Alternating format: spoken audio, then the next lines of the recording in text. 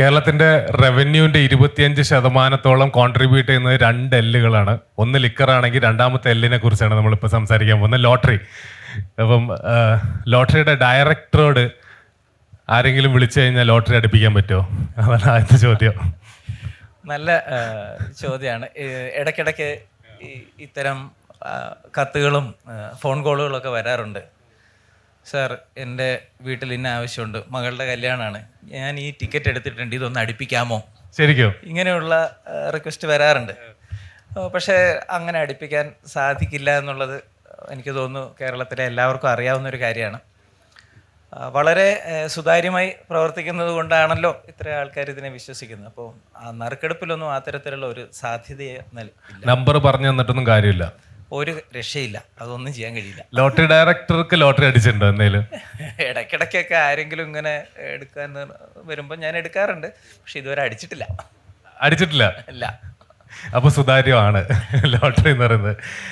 Lottery നമ്മൾ നോക്കുകയാണെങ്കിൽ റവന്യൂവിൻ്റെ 25% contribute ചെയ്യുന്ന 2 എല്ലുകളിൽ ഒരു എല്ലാണെന്ന് ഞാൻ പറഞ്ഞു. അങ്ങനെ തന്നെയാണോ? എത്രത്തോളം ഇമ്പോർട്ടൻ്റ് ആണ് ലോട്ടറിയുടെ റവന്യൂ? വളരെ രസകരമായ ഒരു മിത്താണ് ഇത്. അതൊട്ടും ശരിയല്ല. കാരണം ഈ ലോട്ടറി എന്നുള്ള വരുമാനം എന്ന് പറയുന്നത്, ലോട്ടറി ഒരു സർക്കാർ വകുപ്പാണ്. അപ്പോൾ ലോട്ടറിയിൽ നിന്ന് കിട്ടുന്ന വരുമാനം മുഴുവനായും സർക്കാർ ഖജനാവിലേക്ക് പോകും. അപ്പോൾ അത് ഒറ്റയടിക്ക് നോക്കിക്കഴിഞ്ഞാൽ വലിയൊരു തുക വരുന്നതായിട്ട് തോന്നും. പക്ഷേ ശരിക്കും അത് അങ്ങനെ നടക്കുന്നില്ല. ഈ വരുന്ന പൈസ ഓൾമോസ്റ്റ് പൂർണ്ണമായും തന്നെ തിരിച്ചു കൊടുക്കുന്ന ഒരു സ്ഥിതിയാവുള്ളൂ. അതായത് ഇത് സമ്മാനമായിട്ട് തന്നെ ഏകദേശം 60% തുക തിരിച്ചു കൊടുക്കും. പിന്നെ ലോട്ടറി തൊഴിലാളികൾക്കുള്ള ഡിസ്കൗണ്ടുകൾ, പിന്നെ അവർക്ക് സമ്മാനം അടിച്ചു കഴിഞ്ഞാൽ ഈ അടിക്കുന്ന സമ്മാനത്തിൻ്റെ 10%, 12% സർക്കാർ ഈ വിറ്റ ഏജൻറ്റിന് കൊടുക്കും. അപ്പോൾ അങ്ങനെ ഈ ചിലവുകളും പിന്നെ ഇതിൻ്റെ അച്ചടി, പരസ്യം, മറ്റ് നടത്തിപ്പ് ചിലവുകളൊക്കെ കഴിഞ്ഞ് ഈ 12,000 കോടി ചുരുങ്ങി ഏതാണ്ട് 1,000 കോടിയിലേക്ക് എത്തും. അപ്പോൾ സംസ്ഥാന സർക്കാരിൻ്റെ മൊത്തം വരുമാനം എന്ന് പറയുന്നത് ഏകദേശം 1.5 ലക്ഷം കോടിക്കടുത്ത് അങ്ങനെ നിൽക്കുന്ന ഇതിൽ 1,000 കോടി ശരിക്കും ഒരു നാമമാത്രമായ തുകയല്ലേ ഉള്ളൂ. ബാക്കി തിരിച്ച് കൊടുക്കുകയാണെന്നാണോ? അതെ, ബാക്കി മുഴുവൻ ജനങ്ങൾക്കും തൊഴിലാളികൾക്കുമായിട്ട് തിരിച്ചു പോകുന്നൊരു സ്ഥിതിയാണെന്നുള്ളത്. ഞാനിപ്പോൾ ഒരു ലോട്ടറി എടുത്താൽ അതിൽ വെൽഫെയറിന് വേണ്ടിയിട്ട് എന്തോരം കാശ് പോകുന്നുണ്ട്? 100 രൂപ ഞാൻ ചിലവാക്കുന്നുണ്ടെങ്കിൽ, നമ്മൾ 100 രൂപയുടെ ഒരു ടിക്കറ്റ് എടുക്കുകയാണെങ്കിൽ അതിൽ 28% GST അപ്പം തന്നെ കേന്ദ്ര സംസ്ഥാന സർക്കാരുകൾക്ക് പോകും. ബാക്കിയുള്ളതിനകത്ത് ഒരു 60% തുകയാണ് നമ്മൾ നേരത്തെ പറഞ്ഞ സമ്മാനങ്ങളായി ആർക്കെങ്കിലുമൊക്കെ ഈ ഭാഗ്യവതികളും ഇതിൽ ആരൊക്കെ ഉണ്ടോ അവർക്ക് അത് തിരിച്ചു കിട്ടും. വെൽഫെയർ എന്ന് പറയുന്നത് പിന്നെ നടക്കുന്നത് ലോട്ടറി തൊഴിലാളികൾക്ക് ഒരു ഉപജീവന മാർഗം എന്നുള്ള നിലയിലാണ് ലോട്ടറി ശരിക്കും നമ്മുടെ നാട്ടിൽ പ്രവർത്തിച്ചുകൊണ്ടിരിക്കുന്നത്. ആ ഒരു ക്ലാരിറ്റി നമുക്ക് വളരെയധികം ഉണ്ട്. എന്തിനു വേണ്ടി നമ്മൾ ലോട്ടറി നടത്തുന്നു? ഇതിങ്ങനെ ഒരു ലാഭം ഉണ്ടാക്കാൻ വേണ്ടിയുള്ള ഒരു ഉദ്ദേശത്തിലാണോ, അതോ തൊഴിലാളികൾക്കൊരു ആത്മാഭിമാനത്തോടെ ജീവിക്കാൻ കഴിയുന്ന ഒരു ഉപജീവന മാർഗം എന്നുള്ള നിലയിലാണോ? രണ്ടാമത്തെ കാര്യത്തിന് വേണ്ടിയാണ് നമ്മൾ ചെയ്യുന്നത്. അത് നമ്മൾ വളരെ ക്ലിയർ ആണ്. ആ ഉദ്ദേശത്തിലായതുകൊണ്ടാണ് ഇതിന് അത്ര ലാഭം ഇല്ലാത്തത്. അപ്പോൾ ഈ തൊഴിലാളിക്ക് വരുമാനമായി കൊടുക്കുന്നത് മുഴുവൻ ശരിക്കും പറഞ്ഞാൽ ഒരു വെൽഫെയർ ആക്ടിവിറ്റിയാണ്. ആ തരത്തിൽ ആ തുക മുഴുവനായും വെൽഫെയറിനാണ് പോകുന്നത്. ഇനി ഇതിൽ നിന്ന് കിട്ടുന്ന ലാഭം കൊണ്ടാണ് ശരിക്കും പല പദ്ധതികൾ നടപ്പിലാക്കുന്നത്. ഉദാഹരണത്തിന് കാരുണ്യ പദ്ധതിയെക്കുറിച്ച് കേട്ടിട്ടുണ്ടാവും. വളരെ പ്രശസ്തമായൊരു ഇതാണ് നമ്മുടെ ആരോഗ്യ സുരക്ഷാ പദ്ധതിക്കുള്ള, ഇന്നത്തെ ആരോഗ്യ സുരക്ഷാ പദ്ധതിക്കുള്ള അതിനുള്ള ഫണ്ട് കൊടുക്കുന്നതും ഈ ഭാഗ്യക്കുറി വകുപ്പിൻ്റെ നേരത്തെ നമ്മൾ പറഞ്ഞ ആ ലാഭം എന്ന് പറയുന്ന തുകയാണ് എടുത്ത് അതിന് കൊടുക്കുന്നത്. അപ്പോൾ ആ തരത്തിൽ നോക്കിയാൽ ലോട്ടറിയിൽ നിന്ന് പ്രത്യേകിച്ച് തൊഴിലാളികൾക്ക് സമ്മാനം കഴിഞ്ഞാൽ ബാക്കിയുള്ള പൈസ ഏതാണ്ട് പൂർണ്ണമായും വെൽഫെയറിനാണ് പോകുന്നത്. ഞാൻ സ്പെൻഡ് ചെയ്യുന്ന പൈസയിൽ കൂടുതലും വെൽഫെയറിനാണ് തന്നെയാണ് പോകുന്നത്. അത് ടാക്സായും അല്ലാതെയും വെൽഫെയറിലേക്ക് പോകും, അല്ലെ തൊഴിലാളികൾക്ക് പോകും. കണക്ക് നോക്കുകയാണെങ്കിൽ 2003, 2004 കാലഘട്ടത്തിൽ ഏതാണ്ട് 500 കോടിയായിരുന്നു ലോട്ടറിയുടെ റവന്യൂ എന്ന് വെക്കാം നമുക്ക്. 2023, 24 കാലഘട്ടത്തിൽ 12,000 കോടിയായി. ഇപ്പോഴത്തെ ചിലപ്പോൾ അതിലും കൂടി ഉണ്ടാവും. ഇത് ലോട്ടറി എടുക്കുന്നത് കൂടിയതാണോ, ലോട്ടറിയുടെ വില കൂടിയതാണോ, എങ്ങനെ ഈ വരുമാനം കൂടിയത്? നേരത്തെ ഉള്ളതിനേക്കാൾ ഒരു കുറച്ച് വർഷങ്ങൾക്ക് മുമ്പുള്ളതിനേക്കാൾ നമ്മൾ കുറച്ച് വളർന്നിട്ടുണ്ട്. സ്വാഭാവികമായും ഈ നമ്മുടെ ഇൻഫ്ലേഷൻ്റെ ഒരു ഇമ്പാക്റ്റ് ഉണ്ടല്ലോ. ലോട്ടറി ടിക്കറ്റുകളും കാലാകാലങ്ങളിൽ വില വർദ്ധിപ്പിച്ചിട്ടുണ്ട്. നേരത്തെ പണ്ട് 1 രൂപയ്ക്ക് തുടങ്ങിയ ലോട്ടറി ഇന്ന് നമ്മൾ 40 രൂപയ്ക്കാണ് സാധാരണ ഒരു ടിക്കറ്റ് വിൽക്കുന്നത്. അപ്പോൾ അത്രയും വില വർദ്ധിക്കുമ്പോഴേക്കും അതിൻ്റെ സ്വാഭാവികമായി അതിൽ നിന്നുള്ള വരുമാനം ആ തരത്തിൽ കൂടുന്നുണ്ട്. രണ്ടാമത്തെ ഒരു കാര്യമുള്ളത്, ഇതിൻ്റെ വിൽപ്പനയുടെ എണ്ണത്തിൽ വന്നിരിക്കുന്ന വർധനവാണ്. അപ്പോൾ ലോട്ടറി ടിക്കറ്റുകളുടെ എണ്ണം നമ്മൾ പരിശോധിച്ചാൽ കേരളത്തിൽ ഒരു ദിവസം ഏതാണ്ട് 1 കോടിക്ക് മേലെ ലോട്ടറി ടിക്കറ്റുകൾ വിൽക്കുന്നുണ്ട്. അപ്പോൾ കൂടുതൽ ജനങ്ങൾ അല്ലെങ്കിൽ ഇതിലേക്ക് വരുന്നതും ഇതൊരു നല്ല തൊഴിലവസരമായി കൂടുതൽ തൊഴിലാളികൾ തിരഞ്ഞെടുക്കുന്നതും ഈ കാരണങ്ങളൊക്കെ കൊണ്ടാണ് ഈ തരത്തിലുള്ളൊരു വളർച്ച ഇതിനുണ്ടായിട്ടുള്ളത്. എണ്ണം കൂടിയുണ്ട്, എണ്ണവും കൂടിയിട്ടുണ്ട്, വിലയും വർദ്ധിച്ചിട്ടുണ്ട് ഈ കഴിഞ്ഞ 10 വർഷത്തിൻ്റെ ഇടയിൽ. ഇപ്പം ഒരു ദിവസം എടുക്കുകയാണെങ്കിൽ 3 മണിക്ക് മിക്കവാറും എല്ലാ ദിവസങ്ങളിലും നമുക്കൊരു വലിയ ഭാഗ്യവാനെ കേരളത്തിൽ ലോട്ടറി ഉണ്ടാക്കുന്നുണ്ട്. അത് ലക്ഷപ്രഭു എന്ന് വേണമെങ്കിൽ നമുക്ക് പറയാം. ലക്ഷപ്രഭു മാത്രമല്ല, ആഴ്ചയിൽ ബുധനാഴ്ച കോടിപതി ഉണ്ട്. അപ്പോൾ ഒരു മാസം എടുക്കുകയാണെങ്കിൽ എത്രത്തോളം സമ്മാനം നമ്മൾ കൊടുക്കുന്നുണ്ട്, അല്ല പ്രൈസ് മണി കൊടുക്കുന്നുണ്ട് കേരളത്തിൽ? ഒരു മാസം കുറഞ്ഞതൊരു 1000 കോടിക്ക് മേലെ സമ്മാനമായിട്ട്, 1000 കോടിക്ക് അടുത്തൊക്കെ പോകുന്നുണ്ടാവണം സമ്മാനമായിട്ട്. അത് പല മാസങ്ങളിൽ ഏറ്റക്കുറച്ചിലൊക്കെ ഉണ്ടാവും അതിനകത്ത്. ഈ ബമ്പറിൻ്റെ ഒക്കെ നറുക്കെടുപ്പ് വരുന്ന സമയത്തൊക്കെ കൂടുതൽ, അത് കഴിഞ്ഞുള്ള മാസങ്ങളിൽ കൂടുതൽ സമ്മാനത്തുക ഔട്ട്ലേ ആയിട്ട് പോകും, അല്ലെങ്കിൽ ഏതാണ്ട് ഇതിനടുത്ത് വരും. ബമ്പറിന്റെ കാര്യം പറഞ്ഞു, ബമ്പർ നമുക്ക് 6 ബമ്പറും 7 വീക്ക്ലിയാണ് ഉള്ളത്. അതെ, നിലവിൽ. അതെ. എത്ര ലോട്ടറി നമ്മൾ ഇറക്കുന്നുണ്ട് മാർക്കറ്റിലേക്ക്? നമുക്ക് ആഴ്ചയിൽ ഓരോ ദിവസവും നമുക്ക് ഒരു നറുക്കെടുപ്പാണ് സാധാരണഗതിയിലുള്ളത്. അത് 40 രൂപയുടെ ഒരു ടിക്കറ്റാണുള്ളത്. ബുധനാഴ്ച മാത്രം നമ്മൾ 50 രൂപയുടെ ടിക്കറ്റാണ് വിൽക്കുന്നത്. അപ്പോൾ ഈ 40 രൂപയുടെ ടിക്കറ്റ് ഒരു ദിവസം 1,08,00,000 ടിക്കറ്റുകളാണ് ഇന്ന് കേരളത്തിൽ വിൽക്കുന്നത്. 50 രൂപയുടെ ടിക്കറ്റ് ഏകദേശം ഒരു 96-97 ലക്ഷം ടിക്കറ്റ് ഒരു ദിവസം വിൽക്കും. ഇങ്ങനെ ആഴ്ചയിൽ 7 ദിവസവും ടിക്കറ്റ് വിൽക്കുന്നുണ്ട്. അപ്പോൾ അങ്ങനെ നമ്മൾ കണക്കെടുത്താൽ 30 ദിവസം കൊണ്ട് ഏതാണ്ട് 30 കോടിക്ക് മേലെ ടിക്കറ്റുകൾ വിൽക്കുന്നുണ്ട്. ഇത് കൂടാതെ ബമ്പർ ടിക്കറ്റുകളുടെ വിൽപ്പനയുണ്ട്. ബമ്പർ 2 മാസമാണ് ഒരു ബമ്പറിൻ്റെ വിൽപ്പന കാലാവധി. ഇന്നൊരു ബമ്പർ നറുക്കെടുത്താൽ പിന്നീടുള്ള അടുത്ത 2 മാസം കഴിഞ്ഞാണ് അടുത്ത ബമ്പർ ടിക്കറ്റ് വരുന്നത്. അതിൽ ക്രിസ്മസ് ബമ്പർ, ഓണം ബമ്പർ എന്നൊക്കെ പറയുന്നത് വളരെ ഹിറ്റായ ലോട്ടറികളാണ്. അതിന് വലിയ പബ്ലിക് പൊതു സ്വീകാര്യതയൊക്കെ ഉണ്ട്. അപ്പോൾ അതും കൂടെ കണക്കിലെടുക്കുമ്പോൾ 30 കോടിക്ക് മേലെ, 32 കോടി 33 കോടിയൊക്കെ ഇറക്കുന്നുണ്ട്. നമ്മൾ ഓണം ബമ്പർ എടുക്കാം നമുക്ക്. അതാണല്ലോ എല്ലാവരും കാത്തിരിക്കുന്ന, ഏറ്റവും കൂടുതൽ എടുക്കുന്ന ഓണം ബമ്പർ. കണക്ക് നോക്കുകയാണെങ്കിൽ ഏതാണ്ട് 75 ലക്ഷം ഓണം ബമ്പർ വിറ്റ് പോയിട്ടുണ്ട് ലാസ്റ്റ് എന്ന് ഞാൻ കേട്ടിട്ടുണ്ട്, വായിച്ചത്. അപ്പോൾ 75 ലക്ഷം ഇൻറ്റു 500 കൂട്ടി നോക്കുകയാണെന്നുണ്ടെങ്കിൽ 350 കോടി കൂടുതൽ വരും. ഈ 350 കോടിയിൽ നമ്മൾ 5 ലക്ഷം പേർക്ക് സമ്മാനം കൊടുക്കുന്നുണ്ടെന്ന് പറയുന്നത്. ബാക്കി എന്തെങ്കിലും ഉണ്ടാവാറുണ്ടോ? തീർച്ചയായും അതിൽ നിന്ന് ഈ പറയുന്ന ഒരു മിച്ചം ഉണ്ടാവാറുണ്ട്. എല്ലാ നറുക്കെടുപ്പും നമുക്ക് നറുക്കെടുപ്പ് ഒരു നഷ്ടത്തിലേക്ക് പോകുന്ന വിധത്തിലല്ല ഇതുള്ളത്.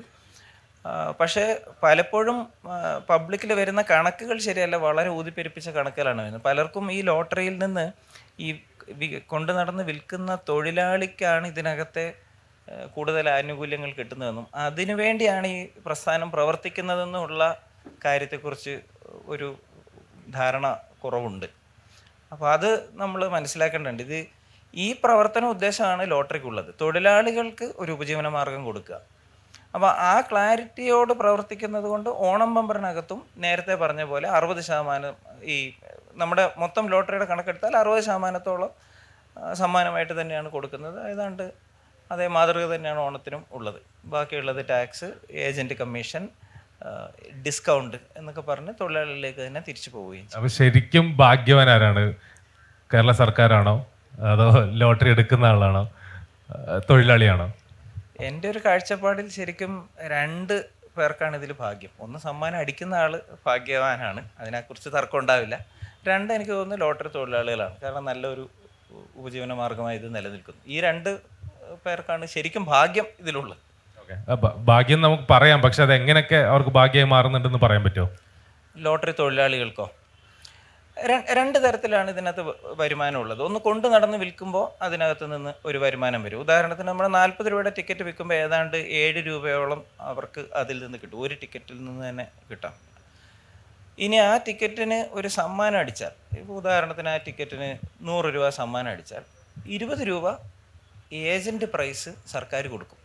ഈ നേരത്തെ കിട്ടിയ 7 രൂപയിൽ ഉപരിയായി 20 രൂപയും കൂടെ കിട്ടും. അപ്പോൾ 40 രൂപയുടെ ടിക്കറ്റിൽ നമ്മുടെ സമ്മാനങ്ങളുടെ എണ്ണം ഇപ്പോൾ നമ്മൾ വർദ്ധിപ്പിച്ചുകൊണ്ടിരിക്കുകയാണ്. സമ്മാനം അടിക്കാനുള്ള സാധ്യത ഇപ്പോൾ കൂടുതലാണ് കുറച്ചുകൂടി. അപ്പോൾ അങ്ങനെ സമ്മാനം കൂടെ അടിക്കുകയാണെങ്കിൽ ആ തുക ആ എത്ര സമ്മാനം അടിച്ചോ അതിൻ്റെ 10-12% കൂടി കിട്ടും.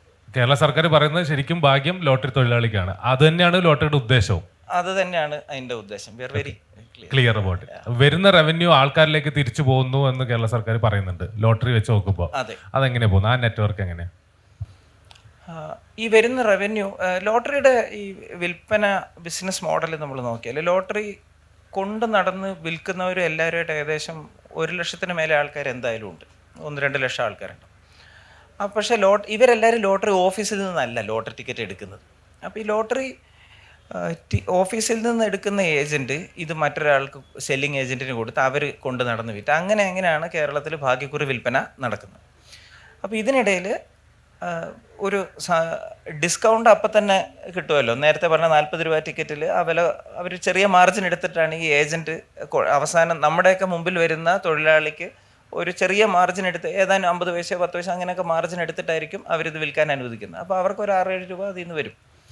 ഇതുകൂടാതെ ഈ സമ്മാനം അടിച്ചാലും ഇതിൻ്റെ ഏജൻറ്റ് പ്രൈസും പൊതുവേ ലോട്ടറി മേഖലയിൽ ഏറ്റവും താഴെ തട്ടിലുള്ള ആൾക്ക് കൈമാറി കൊടുക്കും. അതായത് ഒരു വലിയ ഏജൻറ്റിന് ആയിരിക്കും ലോട്ടറി ഓഫീസിൻ്റെ കണക്ക് പ്രകാരം വിറ്റതായി ഉണ്ടാവുക. അവിടെ നിന്ന് അടുത്ത ആൾ അങ്ങനെ ഏറ്റവും താഴെ തട്ടിൽ ആരാണോ നമുക്ക് ലോട്ടറി ടിക്കറ്റ് കൊണ്ടു തരുന്ന തൊഴിലാളി അവരിലേക്ക് ഈ ലോട്ടറിയുടെ നേരത്തെ പറഞ്ഞ 12% ഏജൻറ്റ് പ്രൈസ് എത്തിക്കാനുള്ള ഒരു സംവിധാനമുണ്ട്. അത് ഇവിടെ പ്രവർത്തിക്കുന്നത് കൊണ്ടാണ് ഈ ഏറ്റവും താഴേക്കും ഇതിൻ്റെ വരുമാനം നമ്മൾ എടുക്കുന്ന ടിക്കറ്റിലെ ആ പൈസ ഏറ്റവും താഴെ നമുക്ക് കൊണ്ടു നടന്ന് വിൽക്കുന്ന ആളിലേക്ക് എത്തുന്ന വിധത്തിലാണ് ഈ ബിസിനസ് പ്രവർത്തിക്കുന്നത്. ഇപ്പം നിലവിൽ നമ്മൾ പ്രൈസ് തീരുമാനിക്കുന്നത് എങ്ങനെയാണ്? അത് എങ്ങനെ ഇത് കറക്കുന്നത്? എനിക്ക് തോന്നുന്നു എല്ലാവരും കണ്ടിട്ടുണ്ടാവും. നമ്മുടെ തിരുവനന്തപുരത്തെ ഗോർക്കി ഭവനിലാണ് ഇതിൻ്റെ നറുക്കെടുപ്പ് നടക്കുന്നത്. ബമ്പറൊക്കെ വരുമ്പോൾ ടി വിയിലൊക്കെ ലൈവൊക്കെ എല്ലാവരും കണ്ടിട്ടുണ്ട്. അപ്പോൾ ഒരു മെഷീനാണ്, അതിനൊരു കുറച്ച് വീൽസ് ഉണ്ട്, നമ്പർ എഴുതി വെച്ചിരിക്കുന്ന കുറേ വീലുണ്ട്. അപ്പോൾ അതിൻ്റെ മോട്ടർ കറക്കുക, അതിൽ നിന്ന് കൈയെടുക്കുമ്പോൾ മോട്ടർ കറക്കം നിർത്തും. അപ്പോൾ ആ വിൻഡോയിൽ തെളിഞ്ഞു വരുന്ന നമ്പർ ഏതാണോ അതാണ് വിന്നിങ് നമ്പർ. അതിനകത്ത് വേറെ വലിയ കോംപ്ലിക്കേഷനുള്ള കാര്യമൊന്നുമില്ല. ഒരു മോട്ടറും ഒരു വീലും മാത്രമേ ഉള്ളൂ. അത് വളരെ മെക്കാനിക്കലായി പ്രവർത്തിക്കുന്ന ഒരു മെഷീനാണ്. നമ്മുടെ ഇന്ത്യൻ നിയമം അനുസരിച്ച് ഇന്ത്യയിലെ സെൻട്രൽ ലോട്ടറീസ് ആക്ട് അനുസരിച്ച് മെക്കാനിക്കൽ ഡിവൈസിലൂടെ നറുക്കെടുപ്പ് നടത്താൻ പാടുള്ളൂ. നമുക്കൊരു ഡിജിറ്റൈസ് ചെയ്യാനോ അതിനെ മറ്റൊരു തരത്തിൽ ആധുനികമാക്കാനോ സാധ്യമല്ല ഇപ്പോഴത്തെ നിയമത്തിൽ. അപ്പോൾ ഡിജിറ്റൽ ലോട്ടറി വരൂല എന്നാണോ? കേരളത്തിൽ ഡിജിറ്റൽ ലോട്ടറിക്ക് സാധ്യത ഉണ്ടോ? ഫ്യൂച്ചറിൻ്റെ ലോട്ടറി എങ്ങനെയായിരിക്കും? അതിനെക്കുറിച്ച് നമ്മൾ ശരിക്കും ചിന്തിക്കേണ്ട ഒരു വിഷയമാണ്. പക്ഷേ ഇതിൽ നേരത്തെ പറഞ്ഞ കാര്യത്തിലേക്ക് തന്നെ പോകാം. നമ്മൾ ഇത് പ്രവർത്തിക്കുന്നത് ഈ നമ്മുടെ മുൻപിൽ വരുന്ന ആ തൊഴിലാളിക്ക് ഒരു ഉപജീവന മാർഗം കൊടുക്കാനാണ്. ഈ ഡിജിറ്റൽ ലോട്ടറിയായി മാറിക്കഴിഞ്ഞാൽ എത്രത്തോളം അത് സാധ്യമാവും എന്നുള്ളത് പരിശോധിക്കേണ്ടതുണ്ട്. അതായത് ഈ തൊഴിലാളികൾക്കുള്ള തൊഴിലവസരം നഷ്ടപ്പെടുന്ന വിധത്തിലാണെങ്കിൽ നമുക്കൊരു ഡിജിറ്റൈസേഷൻ സാധ്യമല്ല. അത് നിലനിർത്തിക്കൊണ്ടുള്ള എന്തെങ്കിലും കാര്യങ്ങൾ ചെയ്യാൻ പറ്റിയെങ്കിലേ നമുക്കിത് ചെയ്യാൻ പറ്റുള്ളൂ. നമ്മൾ ആലോചിച്ചിട്ടുണ്ടോ ഡിജിറ്റൽ ലോട്ടറിയെ പറ്റി? ചർച്ചകൾ നടന്നിട്ടുണ്ടോ? അത്തരത്തിൽ പൊതുജനങ്ങളുടെ കയ്യിൽ നിന്നുള്ള നിർദ്ദേശമൊക്കെ ധാരാളം വരാറുണ്ട്. പ്രത്യേകിച്ച് ഈ എൻവയോൺമെൻ്റലി കോൺഷ്യസ് ആയിട്ടുള്ള അതിൻ്റെ ഭാഗമായി അല്ലെങ്കിൽ digitization for the sake of digitization നടത്താൻ വേണ്ടി എന്തിനാണ് ഇത്ര കഷ്ടപ്പെട്ട് വിൽക്കുന്നതെന്നൊക്കെ ചോദിച്ചു. പക്ഷേ നമുക്കിന്നും സോൾവ് ചെയ്യാൻ പറ്റിയിട്ടില്ലാത്തൊരു കാര്യം നേരത്തെ പറഞ്ഞ ഇതാണ്. എങ്ങനെ തൊഴിലാളികൾക്ക് ഈ ഏറ്റവും ടെക് സാവി അല്ലാത്ത ആൾക്കാർക്കും കൈകാര്യം ചെയ്യാൻ പറ്റുന്ന വിധത്തിലുള്ള ഒരു സംവിധാനമാണ് ഇന്നതുള്ളത്. പ്രത്യേകിച്ച് വളരെ ഭിന്നശേഷിക്കാരായ ആൾക്കാർ ധാരാളം പ്രവർത്തിക്കുന്ന ഒരു പ്രവർത്തന മേഖല. അപ്പോൾ അങ്ങനെ ഉള്ള ഈ അവശ്യ വിഭാഗങ്ങളുടെ തൊഴിൽ ഉറപ്പ് വരുത്തിക്കൊണ്ട് എങ്ങനെ നമുക്കിത് ചെയ്യാം, അത് സോൾവ് ചെയ്യാൻ നമുക്ക് സാധിച്ചിട്ടില്ല ഇതുവരെ. ഡിജിറ്റലി നമ്മുടെ നിയമങ്ങൾക്കുള്ളിൽ നിന്നുകൊണ്ട് ഇവർക്ക് തൊഴിലവസരം ഉറപ്പ് വരുത്തിക്കൊണ്ട് നമുക്കിത് സാധിച്ചിട്ടില്ല. അതുകൊണ്ടാണ് ഡിജിറ്റൈസ് ചെയ്യാത്തത്. അങ്ങനെ സാധിക്കുമോ? അങ്ങനെ ആലോചിക്കണം. മേ ബി ആലോചിക്കാവുന്നതാണ്. അതിനൊരു പരിഹാരം കണ്ടെത്താൻ കഴിഞ്ഞാൽ തീർച്ചയായും നമുക്ക് നോക്കാവുന്നതാണ്. ഓക്കെ. അപ്പോൾ ഈ നമ്മൾ മാനുവലി ലോട്ടറി പ്രിന്റ് ചെയ്ത് ഇറക്കി അതിന് ഡിജിറ്റലി നമുക്ക് ട്രേസ് ഇല്ല നോക്കുകയാണെങ്കിൽ. അപ്പോൾ ഫേക്ക് ലോട്ടറി ഇറങ്ങാൻ ചാൻസ് ഉണ്ടോ? ഫേക്ക് ലോട്ടറി ഉണ്ടോ ഇല്ലേ? ഇടയ്ക്കിടയ്ക്ക് അതിനെക്കുറിച്ച് പരാതി വരാറുണ്ട്. ഇപ്പം ഈ ലോട്ടറികളുടെ കളർ ഇപ്പം നമുക്ക് കളർ പ്രിൻ്റ് എടുക്കുന്നതൊന്നും അത്ര ബുദ്ധിമുട്ടുള്ളൊരു കാര്യമില്ല. അപ്പോൾ ഈ കളർ പ്രിൻ്റൊക്കെ എടുത്തിട്ട് പലപ്പോഴും ഈ കാഴ്ച പരിമിതിയുള്ള ആൾക്കാരെയൊക്കെ പറ്റിച്ചിട്ടൊക്കെ ആൾക്കാർ സമ്മാനം അടിച്ച ടിക്കറ്റാന്ന് പറഞ്ഞാൽ അവരുടെ അടുത്ത് കൊണ്ട് മാറുകയൊക്കെ ചെയ്യും. അങ്ങനെയുള്ള ചില ചതിയും പോലീസ് കേസും ഒക്കെ ഇടയ്ക്ക് കാണാറുണ്ട്. അപൂർവമായി ഈ തരത്തിലുള്ള ചില കാര്യങ്ങൾ വരാറുണ്ട്. പക്ഷെ അതിനെ തടുക്കാനാണ് ലോട്ടറി ഒരു സെക്യൂരിറ്റി പ്രിൻറ്റിങ് ആണ്. ശരിക്കും പറഞ്ഞാൽ ലോട്ടറിയുടെ അച്ചടി ഒരു കറൻസി പ്രിൻ്റ് ചെയ്യുന്ന അതേ സ്റ്റാറ്റസിലാണ് ഇതിനെ നമ്മൾ കൈകാര്യം ചെയ്യുന്നത് നറുക്കെടുപ്പ് കഴിഞ്ഞിരുന്നവരെ. അതുകൊണ്ട് തന്നെ ഇതിനകത്ത് ധാരാളം സെക്യൂരിറ്റി ഫീച്ചേഴ്സൊക്കെ എംബെഡ് ചെയ്തിട്ടുണ്ട് ലോട്ടറി ടിക്കറ്റിനകത്ത്. കറൻസിയിലുള്ള പോലെ അത്ര കോസ്റ്റ് വരുന്നതല്ല, കാരണം ഇതിന് ധാരാളം പ്രിൻറ്റിങ് വരുമല്ലോ. അപ്പോൾ അതിനുള്ളിൽ നിർത്തിക്കൊണ്ട് നമുക്ക് ചെയ്യാവുന്ന സെക്യൂരിറ്റി ഫീച്ചേഴ്സൊക്കെ ഉൾപ്പെടുത്തി ഇത്തരത്തിലുള്ള വ്യാജന്മാരെ തടുക്കാൻ ആവശ്യമായ കാര്യങ്ങളൊക്കെ ചെയ്യാറുണ്ട്. ഇപ്പോൾ ഉദാഹരണത്തിന് ഓണം ബമ്പർ ടിക്കറ്റും അല്ലെങ്കിൽ ക്രിസ്മസ് ന്യൂ ഇയർ ബമ്പറൊക്കെ എടുത്താലും അതിനകത്ത് ഫ്ലൂറസെൻ്റ് ഇങ്കിൽ ആണ് കുറേ ഭാഗം പ്രിൻ്റ് ചെയ്തിട്ടുണ്ടാവുക. സാധാരണ പ്രിൻ്ററുകളിൽ നമുക്ക് ഫ്ലൂറസെൻ്റ് ഇങ്കിൽ പ്രിൻ്റ് ചെയ്യാൻ സാധിക്കില്ല. അപ്പോൾ അതിങ്ങനെ ഇരുട്ടത്ത് അല്ലെങ്കിൽ വെളിച്ചം കുറവാണെങ്കിൽ അത് ഇങ്ങനെ തിളങ്ങുന്നതായിട്ടൊക്കെ കാണും. അതൊരു സെക്യൂരിറ്റി ഫീച്ചറാണ്. അതേപോലെയുള്ള ധാരാളം ഒരു 10-11 സെക്യൂരിറ്റി ഫീച്ചേഴ്സ് ചേർത്താണ് ടിക്കറ്റ് അടിക്കുന്നത്. നമുക്ക് എവിടെയെങ്കിലും നോക്കി അറിയാൻ പറ്റുമോ എൻ്റെ കയ്യിലിരിക്കുന്ന ലോട്ടറി ഫേക്ക് അല്ല എന്നറിയാനുള്ള സെക്യൂരിറ്റി ഫീച്ചേഴ്സ് എവിടെയെങ്കിലും നോക്കിയാൽ കാണാൻ പറ്റുമോ? ഉണ്ട്. അത് നമ്മുടെ ലോട്ടറി വകുപ്പിൻ്റെ വെബ്സൈറ്റിൽ ഇടയ്ക്കിടയ്ക്ക് പത്രങ്ങളിൽ ഞങ്ങൾ എന്തൊക്കെ ഫീച്ചേഴ്സ് ഉണ്ട് ലോട്ടറി ടിക്കറ്റിൽ എവിടെയൊക്കെയാണ് അത് ഇരിക്കുന്നത് എന്നുള്ളതിൻ്റെ പരസ്യമൊക്കെ ചെയ്യാറുണ്ട്. അതിൽ ഉദാഹരണത്തിന് പോളറൈസ്ഡ് ലെൻസിലൂടെ മാത്രം നോക്കിയാൽ കാണാൻ കഴിയുന്ന ഒരു ഫീച്ചർ ഉണ്ട് അതിനകത്ത്. അപ്പോൾ അത് സാധാരണഗതിയിൽ നമുക്കത് പ്രിൻ്റ് ചെയ്യാനോ സാധിക്കില്ല. കറൻസി പോലെ തന്നെയാണ് ആ ഫീച്ചറൊക്കെ. ചില ലോട്ടറി മിത്തുകളുണ്ട് നമ്മുടെ നാട്ടിൽ, അതിലേക്ക് പോവാം നമുക്ക്. ലോട്ടറി കാശ് ഒരിക്കലും വാഴൂല എന്ന് പറയും, അത് ശരിയാണോ? അതിനൊരു അതിന്റെ കണക്കുകളും ഉണ്ട്. ലോട്ടറി അടിച്ച ധാരാളം ആൾക്കാർക്ക് ഈ തരത്തിൽ അവരാ പൈസ എന്താ പറയുക, ദീർഘകാല അടിസ്ഥാനത്തിൽ അവർക്ക് അത് ആസ്വദിക്കാൻ കഴിയാതെ പോകുന്നത് ലോട്ടറി വകുപ്പിൻ്റെയും ശ്രദ്ധയിൽ വന്നിട്ടുണ്ട്. അപ്പോൾ അതിൻ്റെ ഭാഗമായാണ് കുറച്ച് വർഷം മുമ്പ് നമ്മൾ ഈ ഒരു പരിശീലന പരിപാടി ആരംഭിച്ചത്. ഭാഗ്യവാന്മാർക്കുള്ള, അതായത് വലിയ തുകകൾ സമ്മാനമായിട്ട് അടിക്കുന്നവർക്കുള്ള പ്രത്യേക പരിശീലനം. ഇതെങ്ങനെ സൂക്ഷിച്ചു വെക്കാം, ഇതെങ്ങനെ ചിലവാക്കാം, എന്തൊക്കെ ശ്രദ്ധിക്കണം. കാരണം പലപ്പോഴും നമ്മൾ കാണുന്നത് ഈ ഫിനാൻഷ്യൽ ലിറ്ററസിയോ അല്ലെങ്കിൽ ഇതിനെക്കുറിച്ച് പ്രത്യേകിച്ച് അറിയാത്ത ആൾക്കാർക്കാണ് പലപ്പോഴും ഈ വലിയ തുക വരുന്നത്. അപ്പോൾ ഈ വലിയ പൈസ കൈകാര്യം ചെയ്ത് ശീലമില്ലാത്ത ഒരാൾക്ക് പെട്ടെന്ന് വലിയ പൈസ കിട്ടുമ്പോൾ ഉണ്ടാകാവുന്ന പ്രശ്നങ്ങളൊക്കെ അതിൻ്റെ ഭാഗമായി വരാറുമുണ്ട്. അപ്പോൾ അങ്ങനെ നമ്മൾ ഇവിടെ ട്രെയിനിങ് വെച്ചു. ആദ്യത്തെ ട്രെയിനിങ് മസ്കറ്റ് ഹോട്ടലിലായിരുന്നു ഇവിടെ. അതിനകത്ത് ഇൻവെസ്റ്റ്മെൻറ്റിൻ്റെ സാധ്യതകൾ എന്തൊക്കെ, എങ്ങനെയാണ് ഇൻഷുറൻസും മറ്റു കാര്യങ്ങളും, മ്യൂച്വൽ ഫണ്ടുകൾ എങ്ങനെ, ഷെയർ മാർക്കറ്റ് എങ്ങനെ, ഇനി ഒരു ബിസിനസ് തുടങ്ങാനാണെങ്കിൽ എന്തൊക്കെ ശ്രദ്ധിക്കണം, അങ്ങനെയൊക്കെ ഉള്ള ക്ലാസ് നമ്മൾ കൊടുത്തിരുന്നു. വീണ്ടും നമ്മളിപ്പോൾ രണ്ടാമത്തെ ക്ലാസ് ഇപ്പോൾ ഓർഗനൈസ് ചെയ്യുന്നതിൻ്റെ വക്കിലാണ്. പക്ഷേ 2-3 കാര്യങ്ങളുള്ളത്. ഒന്ന്, ലോട്ടറി വകുപ്പിന് ഒരു നിയന്ത്രണം വെക്കാൻ കഴിയില്ലല്ലോ, ഒരാൾ എങ്ങനെ അവരുടെ പൈസ ചിലവാക്കണം എന്നുള്ളത് നമുക്ക് ഉപദേശിക്കാനേ കഴിയും. 2, പലർക്കും ഇതിനകത്ത് നമ്മൾ താല്പര്യത്തിൻ്റെ ഒരു ഇഷ്യൂ കൂടെ ഉണ്ട്. എല്ലാവർക്കും അങ്ങനെ പൂർണ്ണമായ താല്പര്യമില്ല ഈ പരിശീലനത്തിലൊന്നും പങ്കെടുക്കാൻ. എന്നാലും ആ പറഞ്ഞതിലൊരു പോയിന്റ് ഉണ്ട്, പലർക്കും ഇത് ഭാഗ്യം ദീർഘകാലത്തേക്ക് ആസ്വാദ്യം ആവുന്നില്ല. അതുകൊണ്ട് അതിൻ്റെ ഒരു ഇടപെടൽ നമ്മൾ നടത്താൻ ശ്രമിക്കുന്നുണ്ട്. ഒരു ഫിനാൻഷ്യൽ അഡ്വൈസർ ഇപ്പോൾ അങ്ങനെ വെക്കാൻ പറ്റും നമുക്ക്? അതവർ പ്രൈവറ്റ് ആയിട്ട് വെക്കേണ്ടി വരും. അങ്ങനെ വെക്കുന്നത് നല്ലതായിരിക്കും എന്നൊരു ഉപദേശം വേണമെങ്കിൽ നമുക്ക് കൊടുക്കാം. അപ്പോൾ ഈ എന്തുകൊണ്ടായിരിക്കും ഇത് വാഴാത്തത്? അത് ചെലവാക്കുന്ന രീതി കൊണ്ടാണോ, അതോ ഒരുപാട് പേര് ഇത് ആഗ്രഹിച്ചിട്ടാണോ? ഒരു വേറെ രീതിയിൽ ആലോചിക്കുകയാണെങ്കിൽ അങ്ങനെയും പറയാറുണ്ട്, ഒരുപാട് പേര് ആഗ്രഹിച്ച ഒരു സംഗതി ഒരാൾക്ക് കിട്ടുമ്പോൾ അത് വാഴൂല. അതിനകത്ത് നമ്മളിപ്പോൾ ഒരു ഓണം ബമ്പറൊക്കെ അടിച്ച, കുറച്ച് വർഷം മുമ്പ് അടിച്ച ആൾ വളരെ പബ്ലിക്ലി അദ്ദേഹത്തിൻ്റെ കാര്യങ്ങളൊക്കെ പത്രത്തിലൊക്കെ ഉണ്ടായിരുന്നല്ലോ. ആൾക്കാർ കൂട്ടമായിട്ട് അദ്ദേഹത്തിൻ്റെ വീട്ടിലേക്ക് പോവുകയാണ്. ആയിരക്കണക്കിന് കത്തുകൾ വരുന്നു. രോഗികളും മറ്റ് പല പ്രശ്നങ്ങളും ഉള്ളവരുമൊക്കെ അടിയന്തര ധനസഹായത്തിന് അദ്ദേഹത്തിൻ്റെ വീട്ടിലേക്ക് ഓടിക്കയറുന്നു. അപ്പോൾ അങ്ങനെയൊക്കെ വലിയ പ്രഷറൊക്കെ വരും. അപ്പോൾ ഇതിനെയൊക്കെ അതിജീവിച്ച് പക്വതയോടുകൂടെ ഇത് ചിലവാക്കുക എന്ന് പറയുന്നത് എളുപ്പമുള്ളൊരു കാര്യമല്ല. 2, മിസ്അഡ്വഞ്ചറുകളിൽ ധാരാളം പൈസ പോകുന്നതായി നമ്മൾ കണ്ടിട്ടുണ്ട്. ഒരു പരിചയമില്ലാത്ത പുതിയൊരു ബിസിനസ്സിലേക്ക് വളരെയധികം പൈസ ഈ ഭാഗ്യവാന്മാർ കൊണ്ട് ചിലവാക്കും. അത് നടത്താനുള്ള ഒരു പ്രാപ്തിയോ അല്ലെങ്കിൽ അറിവോ അവർക്ക് ഉണ്ടാവില്ല. അതുകൊണ്ട് ആ പൈസ നഷ്ടപ്പെട്ടു പോകുന്നതും കണ്ടിട്ടുണ്ട്. അപ്പോൾ ഇത്തരം മിസ്അഡ്വഞ്ചറൊക്കെ ഒഴിവാക്കാനാണ് നമ്മൾ ഈ പരിശീലനം കൊടുക്കുന്നത്. വിദഗ്ധരെയൊക്കെ കൊണ്ടുവന്ന് കുറച്ച് പൈസ നിങ്ങൾ സേവ് ചെയ്യണം, ബാക്കിയുള്ളത് നിങ്ങൾക്ക് ഇങ്ങനെ ഇൻവെസ്റ്റ് ചെയ്യാം, റിസ്ക് ഇതാണ്, ഇതിൻ്റെ റിവാർഡ് ഇതായിരിക്കും, ഇതൊക്കെ പറഞ്ഞ് കൊടുക്കാറുണ്ട്. വേറെ കഥ നമ്മൾ കേട്ടേക്കുന്നത്, ടാക്സ് അടയ്ക്കും ഓൾറെഡി, അത് കഴിഞ്ഞിട്ട് 2 കൊല്ലം കഴിഞ്ഞിട്ട് പിന്നെ ഏതാണ്ട് വലിയ ടാക്സ് കൊടുക്കേണ്ടി വന്നു, അങ്ങനെ അത് കടം വാങ്ങിച്ച് കൊടുക്കേണ്ടി വരുന്നു. അങ്ങനത്തെ ഒരു അവസ്ഥയിലേക്ക് പോയ കഥ കേട്ടിട്ടുണ്ട്. അത് വരാൻ ചാൻസ് ഉണ്ടോ? ഇതിൽ ലോട്ടറിയുടെ ഇൻകം ടാക്സിൻ്റെ TDS ആദ്യഘട്ടത്തിൽ തന്നെ ലോട്ടറി വകുപ്പ് തന്നെ പിടിക്കും നിയമപ്രകാരമുള്ളത്. പിന്നെ അതിൻ്റെ ഭാഗമായി ഇൻകം ടാക്സ് നിയമത്തിൽ മറ്റെന്തെങ്കിലും ചെറിയ കോംപ്ലൈൻസ് ഉണ്ടെങ്കിൽ അത് അവർ ചെയ്യണം. വലിയൊരു ഇൻകം ടാക്സ് ബാധ്യത വരുന്നു എന്ന് വെച്ചാൽ അതിൻ്റെ അർത്ഥം നമുക്ക് വലിയ സമ്മാനം അടിച്ചു എന്ന് തന്നെയാണ്. വലിയ സമ്മാനം അടിച്ചാലേ വലിയ ഇൻകം ടാക്സ് വരുള്ളൂ. അപ്പോൾ അതിനനുസരിച്ച് അത് എനിക്ക് 25 കോടി കിട്ടി, അതിന് ടാക്സ് എത്ര ശതമാനം പോയി, ബാക്കി ഞാൻ വെച്ചിരുന്നാൽ പിന്നെ ടാക്സ് അടയ്ക്കേണ്ടി വരുമോ? പിന്നെ ഈ അതിൻ്റെ ഇൻവെസ്റ്റ്മെൻറ്റിൻ്റെ മറ്റു കാര്യങ്ങൾക്കൊക്കെ അനുസരിച്ച് അതിൽ നിന്ന് വരുമാനം ഉണ്ടാകുന്നതിനനുസരിച്ച് ഇൻകം ടാക്സ് നിയമത്തിന് കീഴിൽ എന്തെങ്കിലും ഉണ്ടെങ്കിൽ അത് അടയ്ക്കേണ്ടി വരും. വെറുതെ ബാങ്കിൽ കിടന്നാലും ടാക്സ് അടയ്ക്കേണ്ടി വരുമോ? അതിനെക്കുറിച്ച് ഇൻകം ടാക്സിന്റെ ഡീറ്റെയിൽസിലേക്ക് പോയി നോക്കേണ്ടി വരും. അപ്പൊ അങ്ങനെ ഒരു കഥ നമ്മൾ കേട്ടിട്ടുണ്ടായിരുന്നു.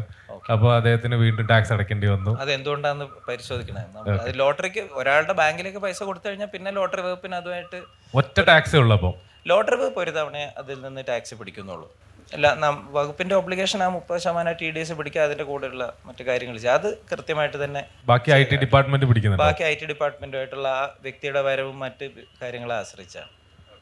അടുത്തൊരു മിത്ത് എന്ന് പറയുന്നത് ചില നമ്പറുകൾക്ക് ഭാഗ്യമുണ്ട്, അടിക്കാൻ ചാൻസ് ഉണ്ട് എന്ന് പറയാറ്, അങ്ങനെ ഉണ്ടോ?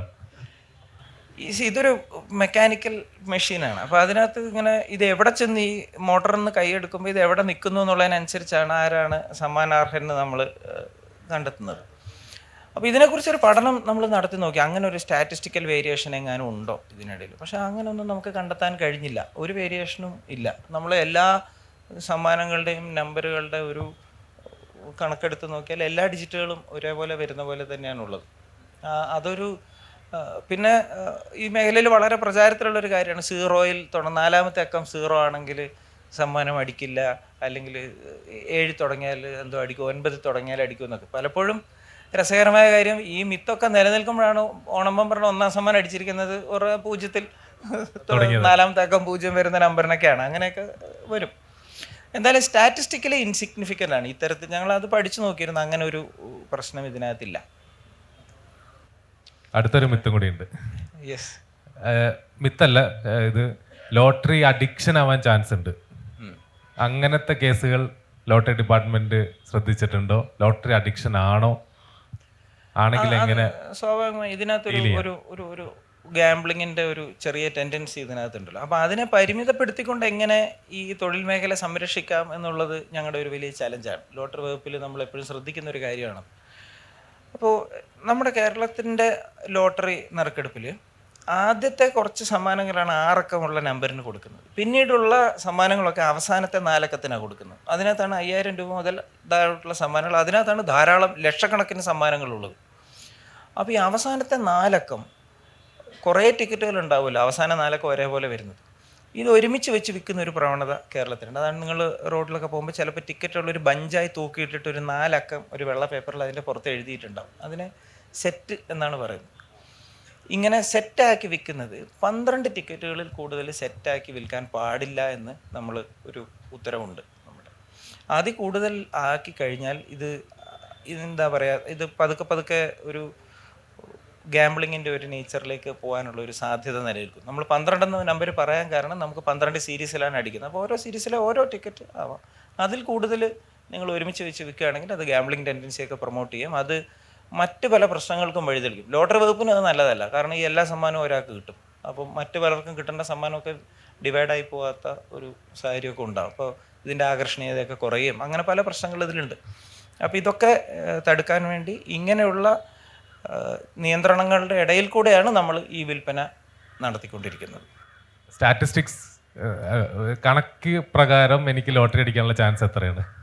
ഒരു സാധാരണ 40 രൂപ ടിക്കറ്റിൽ ഏകദേശം 1 കോടിക്ക് മേലെ ടിക്കറ്റുകൾ നമ്മൾ വിൽക്കുന്നുണ്ട്. അതിൽ 3 ലക്ഷത്തിനടുത്ത് സമ്മാനങ്ങളുണ്ടാവും, സമ്മാനാർഹമായ ടിക്കറ്റുകൾ ഉണ്ടാവും. ബമ്പറൊക്കെ ആകുമ്പോഴത്തേക്ക് ഇതിൻ്റെ റേഷ്യോ വളരെ കൂടുതലായിരിക്കും. അത് 5% അതിലേക്കൊക്കെ വരും. ഇപ്പോൾ നിലവിൽ ഈ ലോട്ടറി സമ്മാന ഘടന മുഴുവനായി ഒന്ന് പരിഷ്കരിക്കുന്നതിൻ്റെ ഒരു വക്കിലാണ് നമ്മൾ. അതിനെക്കുറിച്ച് കാര്യമായ ചർച്ചകൾ നടക്കുക. ആ ചർച്ചയും കൂടെ നടന്നു കഴിഞ്ഞാൽ നമുക്ക് ഈ 3% എന്നുള്ളത് ഇനി ഉയർത്തി ഒരു 5-6%, അതായത് 100 ടിക്കറ്റിൽ ഒരു 5, 6, 7 ടിക്കറ്റിന് സമ്മാനം കൊടുക്കാൻ കഴിയുന്ന ഒരു വിധത്തിലേക്ക് വരുമെന്നാണ് നമ്മൾ പ്രതീക്ഷിക്കുന്നത്. ഡെയിലി ലോട്ടറി എടുക്കുന്നവരുണ്ട്, ഡെയിലി എടുക്കുന്നവരുണ്ട് സ്ഥിരമായിട്ട്. അവർക്ക് അങ്ങനെ എടുക്കണോ?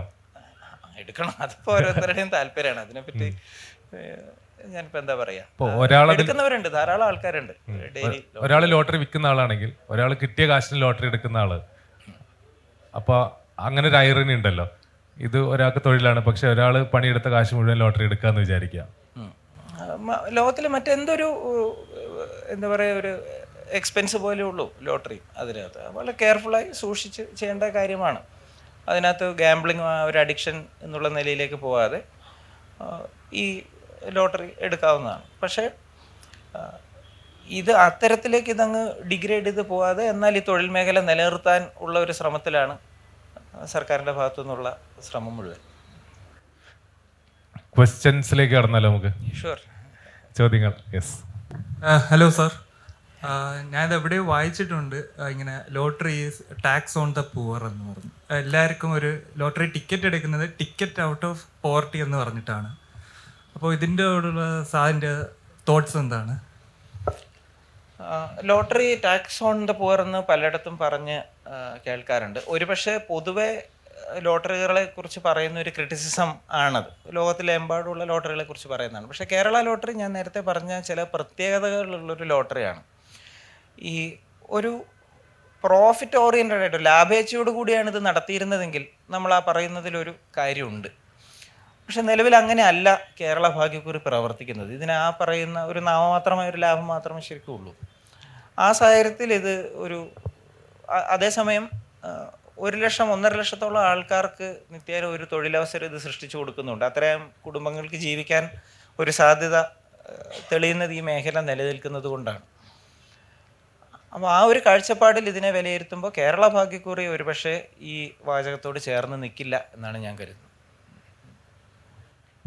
ഹലോ സാർ, പൊതുവെ ഈ മനഃശാസ്ത്ര വിദഗ്ധരും അതേപോലെ തന്നെ എക്കണോമിസ്റ്റും പറയുന്നത് ഈ ലോട്ടറി എന്ന് പറയുന്നത് നല്ലൊരു എക്കണോമിക് ബിൽഡിങ്ങിനെ പ്രൊമോട്ട് ചെയ്യുന്നില്ല, അല്ലെങ്കിൽ ഒരു നല്ലൊരു കൺട്രിയുടെ എക്കണോമിക് ഇതിന് ലോട്ടറി കിട്ടും നല്ലൊരു ഇതല്ലെന്നാണ് മിക്ക ഈ എക്കണോമിക് റിലേറ്റഡ് ആയിട്ടുള്ള ആൾക്കാർ പറയുന്നത്. അപ്പോൾ അതിനോട് സാറിന് നേരത്തെ പറഞ്ഞ പോയിന്റും അതിന് ഭാഗമാണ്. അപ്പോൾ സാറിന് അതിൻ്റെ പേഴ്സണലി സാറിൻ്റെ അതിൻ്റെ അഭിപ്രായം എന്താണ്? അതേപോലെ തന്നെ വേറൊരു ക്വസ്റ്റൻ എന്ന് പറഞ്ഞാൽ, ഈ ലോട്ടറി പ്രൈസ് എന്ന് പറഞ്ഞാൽ ഇപ്പോൾ ഒരാൾക്കാണ് ഏറ്റവും ഇപ്പോൾ 20 കോടി എന്നുള്ള എമൗണ്ട് കൊടുക്കുന്നത്.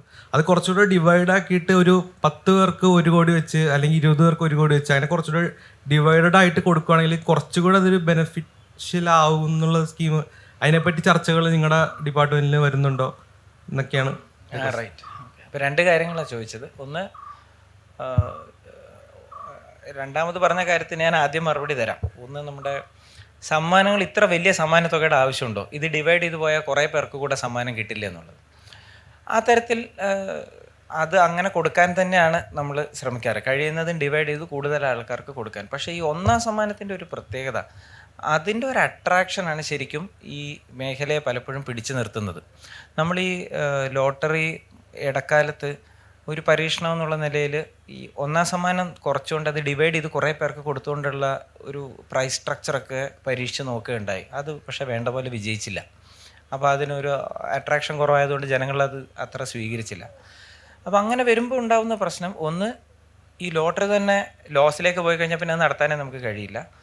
2, ഇത് ഉപയോഗിച്ചാണ് ഈ തൊഴിലാളികൾ മുഴുവൻ ജീവിക്കുന്നത്. അപ്പോൾ ലോട്ടറി വിൽക്കപ്പെടാതെ പോയാൽ, അത് നഷ്ടത്തിലേക്ക് പോയാൽ സർക്കാരിനുണ്ടാവുന്ന നഷ്ടം വളരെ ചെറുതാണ്. പക്ഷെ അതിലുപരി ഇത്രയും കുടുംബങ്ങൾക്കും ജീവിക്കാൻ കഴിയാത്തൊരു സാഹചര്യം ഉണ്ടാകും. അപ്പോൾ അതുകൊണ്ടാണ് ആ വിൽപ്പന നടത്താൻ ആവശ്യമായ ഒരു നല്ല 1ാം സമ്മാനവും പിന്നെ അതിന് കൂടുതൽ എണ്ണം സമ്മാനം വർദ്ധിപ്പിക്കാനുള്ളൊരു ശ്രമവും നമ്മൾ നടത്തുന്നത്.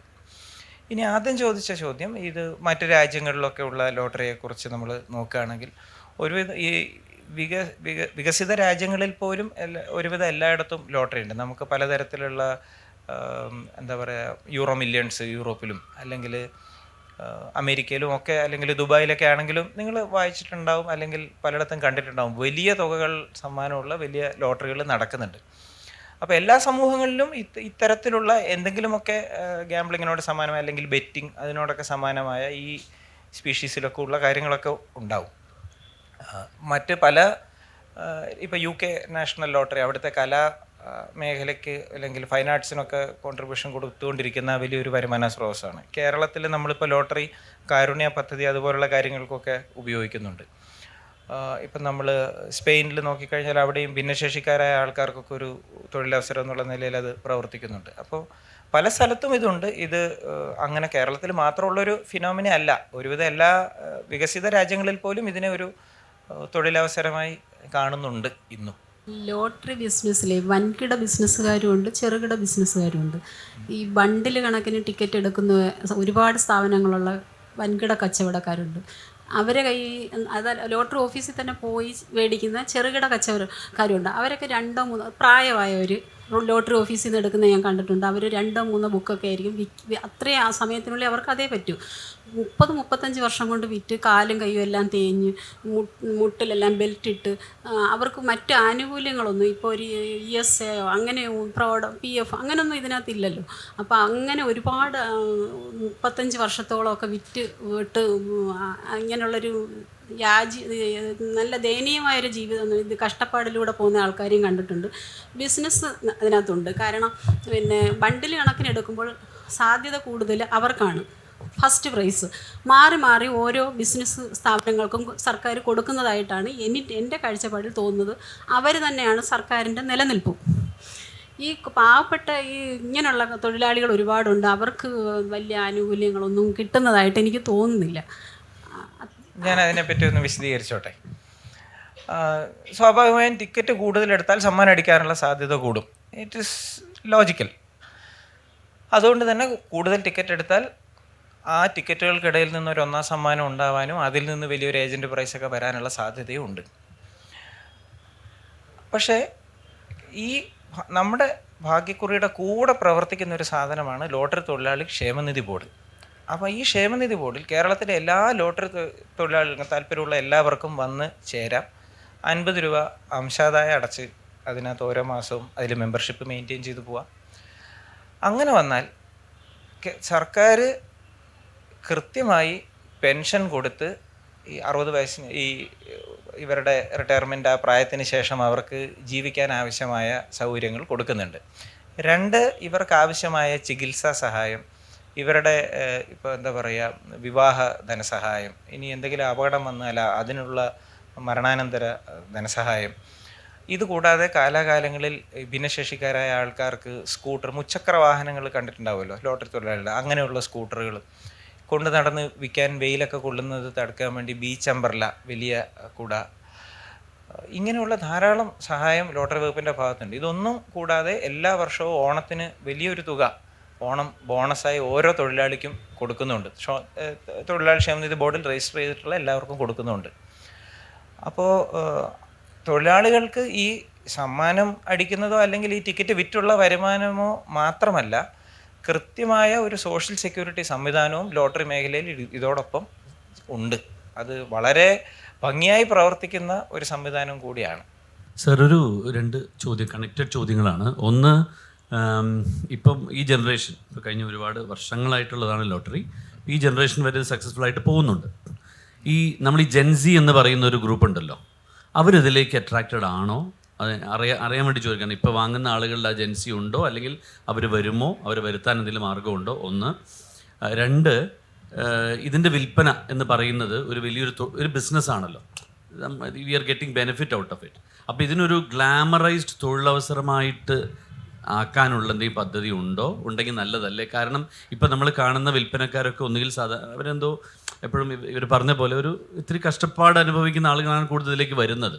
അതല്ലാതെ ഇതിനൊരു സക്സസ്ഫുൾ ബിസിനസ് മോഡലായി പ്രൊജക്റ്റ് ചെയ്ത് യങ്സ്റ്റേഴ്സിനെ കൂടി ഇതിനകത്ത് കൊണ്ടുവരാനുള്ള വല്ല സാധ്യതയോ മാർഗമോ ഉണ്ടോ എന്നൊരു ജനറൽ ഡൗട്ട്. നേരത്തെ വളരെ നല്ലൊരു കാര്യമാണ്. നമ്മളിതിനെക്കുറിച്ച് വണ്ടർ ചെയ്യാറുണ്ട് പലപ്പോഴും, ഇതിൻ്റെ ഭാവി എന്താണ്. നമുക്ക് എപ്പോഴും ഇതൊരു ബിസിനസ് ആകുമ്പോൾ നമ്മൾ ആ തരത്തിൽ ചിന്തിക്കുമല്ലോ. പക്ഷേ സർക്ലിംഗ് ബാക്ക് തുടങ്ങിയിടത്തേക്ക് തന്നെ വരികയാണെങ്കിൽ, ഇത് എന്തിനു വേണ്ടി ലോട്ടറി പ്രവർത്തിക്കുന്നു? നമ്മൾ നേരത്തെ പറഞ്ഞ ഏറ്റവും അവശരായ അല്ലെങ്കിൽ ഏറ്റവും പാർശ്വവൽക്കരിക്കപ്പെട്ട വിഭാഗങ്ങൾക്ക് തൊഴിൽ കൊടുക്കുക എന്നുള്ള ഉദ്ദേശത്തിലാണ് ഇത് പ്രവർത്തിക്കുന്നത്. ഒരു ഗ്ലാമർ തൊഴിലവസരം സൃഷ്ടിക്കുക എന്നുള്ള ആ ഉദ്ദേശത്തിലേക്കല്ല. ഏറ്റവും മറ്റ് തൊഴിലുകളിൽ ഏർപ്പെടാൻ കഴിയാത്ത ആൾക്കാർക്കൊരു ആത്മാഭിമാനത്തോടെ ചെയ്യാൻ കഴിയുന്ന ഒരു തൊഴിലെന്നുള്ള നിലയിൽ തന്നെയാണ്. ഇനി ഇതിനകത്തേക്ക് യങ് ആയിട്ടുള്ള ആൾക്കാർ വരുന്നുണ്ട്. ഞാൻ പല ഓഫീസുകളൊക്കെ വിസിറ്റ് ചെയ്യുമ്പോൾ ഈ യങ് ആയിട്ടുള്ള ഏജൻസൊക്കെ ടിക്കറ്റ് എടുക്കാനൊക്കെ ഓഫീസിൽ വരുന്നതൊക്കെ കാണാം. മാത്രമല്ല ഇതിൻ്റെ വിൽപ്പനയുടെ കണക്ക് നോക്കുകയാണെങ്കിൽ മുൻപത്തേക്കാൾ അധികം ടിക്കറ്റുകൾ ഓരോ കാലം കഴിയുന്തോറും വിൽപ്പന വർദ്ധിച്ചുകൊണ്ടിരിക്കുന്ന ഒരു സമയം കൂടിയാണ്. അപ്പോൾ ഈ പറയുന്ന വിധത്തിലുള്ള ഒരു വൈമുഖ്യമൊന്നും പുതിയ തലമുറയ്ക്ക് ലോട്ടറിയോടില്ല എന്ന് വേണം കരുതാൻ. ഈ ലോട്ടറി ഡിജിറ്റൈസ് ചെയ്യാനുള്ള എന്തെങ്കിലും പദ്ധതിയോ പ്ലാനോ ഉണ്ടോ? അതായത് ഇപ്പം ഇന്ന് പേപ്പർ ടിക്കറ്റ് ആണല്ലോ. അതെ. അപ്പോൾ അത് ഭാഗികമായെങ്കിലും ഡിജിറ്റൈസ് ചെയ്യാനുള്ള ഈ QR കോഡ് പോലെയോ അങ്ങനെ എന്തെങ്കിലും? ലോട്ടറി ടിക്കറ്റിൽ ഒരു QR കോഡ് ഉണ്ട് ഇപ്പോൾ. അല്ല, പക്ഷെ ആ ഹോൾ പേപ്പർ ഇത് അവോയ്ഡ് ചെയ്തിട്ട് ടോട്ടലി ഒരു ഡിജിറ്റൈസ്ഡ് ലോട്ടറി ആക്കാനുള്ള എന്തെങ്കിലും? I agree. അതിനെക്കുറിച്ച് നമുക്ക് ചിന്തിക്കാവുന്നതാണ്. പക്ഷേ അതിനൊറ്റ കണ്ടീഷനേ ഉള്ളൂ. നമ്മുടെ ഈ തൊഴിലാളികളുടെ തൊഴിലവസരം നിലനിർത്തിക്കൊണ്ട് ഇതെങ്ങനെ ചെയ്യാമെന്നുള്ളത് നമുക്ക് കണ്ടെത്തേണ്ടി വരും. അത് നഷ്ടപ്പെടുത്തിക്കൊണ്ട് അത് ഒഴിവാക്കിക്കൊണ്ട് നമുക്കിത് ഡിജിറ്റൈസ് ചെയ്ത് ഒരു പെർട്ടിക്കുലർ വെബ്സൈറ്റിൽ നിന്ന് കേരളത്തിലെ എല്ലാവരും ലോട്ടറി ടിക്കറ്റ് എടുത്താൽ മതി എന്ന് പറയുന്ന ഒരു സാഹചര്യത്തിലേക്ക് നമുക്ക് പോകാൻ കഴിയില്ല. ഡിജിറ്റലൈസ്ഡ് ആയി കഴിഞ്ഞാലേ സാധാരണക്കാർക്ക് ആ ഒരു ടെക്നിക്ക് പഠിപ്പിച്ചു കഴിഞ്ഞാൽ അവർക്ക് അതിൽ നിന്ന് ലോട്ടറി എടുക്കുകയും ചെയ്യാൻ സർക്കാരിന് നല്ലൊരു വരുമാനവും ആവത്തില്ലേ ഡിജിറ്റലൈസ്ഡ് ആയി കഴിഞ്ഞാൽ? പരിശോധിച്ച് നോക്കാവുന്നതാണത്. അപ്പം ഈ ഇത്രയും വൻകിട ബിസിനസ്സുകാർ മാത്രം വിജയിക്കുക, സാധാരണക്കാരിങ്ങനെ കവശത അനുഭവിക്കുകയും ചെയ്യത്തില്ലല്ലോ. അങ്ങനൊരു ഡയറക്റ്റ് ഉള്ള ഒരു ഇതാവുമ്പം സാധാരണക്കാരിൽ എല്ലാവർക്കും തുല്യതയുള്ള ഒരിത് കിട്ടുമല്ലോ. സാധാരണക്കാരും ഡിജിറ്റലായിട്ട് ടിക്കറ്റ് എടുക്കാൻ അവർക്ക് പഠിച്ചു കഴിഞ്ഞാൽ അവർക്കും കൂടി കിട്ടും. അപ്പോൾ അത് ഡയറക്റ്റ് ആകുമ്പം ഒരു വിഭാഗം മാത്രം ഉയർന്നു, ഒരു വിഭാഗം താഴ്ന്നു, അങ്ങനെയുള്ളൊരു സ്ഥിതി വരത്തില്ലല്ലോ. RJ റാഫി പറഞ്ഞെടുത്തുനിന്ന് തുടങ്ങാം. 2 എല്ലിൻ്റെ കഥ. അപ്പം ഈ കേരള സർക്കാരിൻ്റെ എന്ത് പ്രവർത്തനവും കഴിഞ്ഞ 3 ദശാബ്ദക്കാലങ്ങളിലായി ലാഭകരമല്ലാത്ത പബ്ലിക് സെക്ടേഴ്സ് അണ്ടർടേക്കിങ്ങിൻ്റെ കാര്യത്തിൽ ഡയറക്ടർ പറഞ്ഞു 1000 കോടിയെ ചെറിയ നിസ്സാര എമൗണ്ടായിട്ട് കാണരുത്, അത് വലിയ എമൗണ്ടാണ് ഞങ്ങളെ സംബന്ധിച്ചിടത്തോളം. 1. 2, കാരണം പല പബ്ലിക് സെക്ടർ അണ്ടർടേക്കിങ്ങിലും ലാഭകരമല്ലെന്നറിയാം. അതുകൊണ്ട് 1000 crore is a big amount. Secondly, ഞാൻ ആലോചിക്കുമായിരുന്നു, ഡയറക്ടർ വന്നതിന് ശേഷം കേരള സ്റ്റേറ്റ് ലോട്ടറിയെ സംബന്ധിച്ചിടത്തോളം കുറേ അധികം സ്ട്രക്ചേർഡായിട്ട് കഴിഞ്ഞ 3 ദശാബ്ദക്കാലങ്ങളിലായിട്ട് ഇത്രയും സ്ട്രക്ചേർഡായിട്ട് ലോട്ടറി നടന്നിട്ടില്ല. ഞാൻ അതിൻ്റെ മെട്രിക്സുകളെ കുറിച്ചാണ് പറയുന്നത്. അതിൻ്റെ പുറകിലുള്ള ഈ പറയുന്ന സ്റ്റാറ്റിസ്റ്റിക്സ് ഉൾപ്പെടെയുള്ള വളരെ ആഴമായ സ്റ്റഡി ചെയ്തിട്ടുണ്ട് എന്നുള്ള കാര്യത്തിൽ ഞാൻ പൂർണ്ണമായിട്ട് ഡയറക്ടറിനെ അഭിനന്ദിക്കുകയാണ്. എനിക്കുള്ള 2 സംശയങ്ങൾ. ഡയറക്ടർ പറഞ്ഞു ഈ കിട്ടുന്ന പ്രവർത്തനം എല്ലാം ക്ഷേമത്തിന് വേണ്ടി തന്നെയാണ് പോകുന്നതെന്നും വളരെ തുച്ഛമായ എമൗണ്ട് മാത്രമേ സർക്കാരിൽ ലഭിക്കുന്നുള്ളൂ എന്നുള്ളത്. അക്കണക്കിന് നമുക്ക് എന്തുകൊണ്ട് ഇതിൻ്റെ എണ്ണം ഇപ്പം ആഴ്ചയിൽ എല്ലാ ദിവസവും ലോട്ടറി ഉണ്ട്, കൂടാതെ 6 ബമ്പർ ലോട്ടറികളുമുണ്ട്. നമുക്കിതിൻ്റെ ക്യാച്ച്മെൻറ്റ് ഇതിനോട് ഇച്ചിരൂടെങ്കിൽ ഒന്ന് വലുതാക്കിയാൽ 7 പകരം 14 ലോട്ടറി ആക്കി കഴിഞ്ഞാൽ നമുക്കൊരു ഇൻക്രിമെൻ്റൽ റീച്ച് കൂടെ കിട്ടത്തില്ലേ? ആൻഡ് ദെയർ ബൈ കുറച്ച് പേരെയും കൂടെ സഹായിക്കാനായിട്ടുള്ള ഒരു ഗുണം ഇതിനകത്ത് നിന്ന് നേടത്തില്ല. അതിനകത്ത് എന്തെങ്കിലും സ്റ്റഡീസ് വല്ലതും നടത്തിയിട്ടുണ്ടോ? അതോ ഇനി ഭാവിയിൽ നമുക്ക് അങ്ങനെ ഒരു സ്വപ്നം കാണാൻ ഒക്കുമോ? ലോട്ടറിയുടെ എണ്ണം വർദ്ധിപ്പിക്കുന്നതിനെ കുറിച്ച് പരിശോധിച്ചുകൊണ്ടിരിക്കുകയാണ്. കഴിഞ്ഞ ബജറ്റിലും അത്തരത്തിൽ ബഹുമാനപ്പെട്ട ധനമന്ത്രിയുടെ ഒരു പ്രഖ്യാപനം ഉണ്ടായിരുന്നു. അതിന് ചില സാങ്കേതികമായ ചില ഇഷ്യൂസ് കാരണമാണ് അതിൻ്റെ എണ്ണം ഇതുവരെ വർദ്ധിപ്പിക്കാൻ കഴിയാതെ നിൽക്കുന്നത്. ലോട്ടറി അച്ചടിക്കുന്ന ടിക്കറ്റുകളുടെ എണ്ണം, നമുക്ക് ഈ ഡ്രോ മെഷീൻ്റെ ചില പരിമിതികളുണ്ട്. ലൈവ് ടെലികാസ്റ്റ് ഓഫ് ഡ്രോ നടക്കുമ്പോൾ ഈ നമ്പർ ഡ്രോ ചെയ്യുന്നതിനൊരു സമയം എടുക്കും, അത് എത്ര സമയത്തിനുള്ളിൽ തീർക്കാം, അങ്ങനെയുള്ള ചില സാങ്കേതിക പരിമിതികൾ ഇതിനകത്തുണ്ട്. ഓഫീസുകളുടെ കപ്പാസിറ്റി, സമ്മാനം അടിച്ചാൽ അത് അടുത്ത ദിവസം ഈ സമ്മാന ടിക്കറ്റുകൾ മാറിക്കൊടുത്തെങ്കിൽ മാത്രമേ തൊഴിലാളികൾക്ക് പണം തിരിച്ചു കിട്ടാനും പുതിയ ടിക്കറ്റുകൾ അവർക്ക് വാങ്ങാനും സാധിക്കുകയുള്ളൂ. അപ്പം നമുക്കത് സൈക്കിൾ ചെയ്യുന്നതിൻ്റെ ഒരു കപ്പാസിറ്റി ഇഷ്യൂ ഒക്കെ ഉണ്ട്. എന്തായാലും ആ തരത്തിലുള്ള ചിന്തയുണ്ട്. അതിനെക്കുറിച്ചൊക്കെ സാധ്യതകൾ പരിശോധിച്ചുകൊണ്ടിരിക്കുകയാണ് ഇപ്പോഴും. നമ്മൾ അൺക്ലെയിംഡ് ലോട്ടറിയെ കുറിച്ച് പറയാറുണ്ട്. അപ്പോൾ ഞാൻ എടുത്തു, ഞാൻ പിന്നെ നോക്കാൻ മറന്നു. ചെറിയ പ്രൈസ് ആയിരിക്കും ചിലപ്പോൾ. അങ്ങനെ അൺക്ലെയിംഡ് ആയിട്ടുള്ള ഒരുപാട് ലോട്ടറീസ് ഉണ്ടെങ്കിൽ അതിൻ്റെ കണക്കില്ല എന്ന് പറയാറുണ്ട്. അത് ശരിയാണോ? അതായത് സമ്മാനം അടിച്ചിട്ടും ലോട്ടറി വകുപ്പിൻ്റെ കയ്യിൽ നിന്ന് സമ്മാനം ക്ലെയിം ചെയ്യാത്തതിനെയാണ് അൺക്ലെയിംഡ് ലോട്ടറി എന്ന് ഉദ്ദേശിക്കുന്നതെന്ന് മനസ്സിലാക്കും. അങ്ങനെ വരാറുണ്ട്. പക്ഷേ വലിയ സമ്മാനങ്ങൾക്കൊന്നും വരാറൊന്നുമില്ല. അതൊക്കെ കൃത്യമായിട്ട് തന്നെ എല്ലാവരും എടുത്തു പോകുന്നുണ്ട്. ഈ ചെറിയ ചെറിയ സമ്മാനങ്ങൾ, ഈ 100 രൂപയുടേതും 200 രൂപയുടേതും ഒക്കെ ചിലപ്പോൾ, അല്ലെങ്കിൽ ടിക്കറ്റ് പോക്കറ്റിലൊക്കെ ഇരുന്ന് കേടായി പോയതൊക്കെ ചിലപ്പോൾ ക്ലെയിം ചെയ്യാതെയൊക്കെ ബാക്കി വരാറുണ്ട്.